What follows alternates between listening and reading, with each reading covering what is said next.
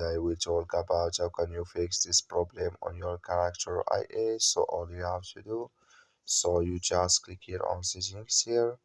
So then it's going to take you to this list, and all you have to do, so just go down here, then you click here on apps, then come to apps list here. In here you're looking for Character.Ai, or just click on search, then here add character Character.Ai. It's going to show for you like this. Click on it, so then it's going to take you to this list here. Just click on first stop, then you click here on OK. So then you go down, just click here on storage, come to storage list here, just click here on clear cache. Then all you have to do, so you just go to your Play Store, click on it here. So then you search for Character.Ai. It's going to show for you like this. You will find here update, click on it, and it's going to work with you. That's all you have to do. Thank you for watching. Don't forget to support us by liking, subscribe.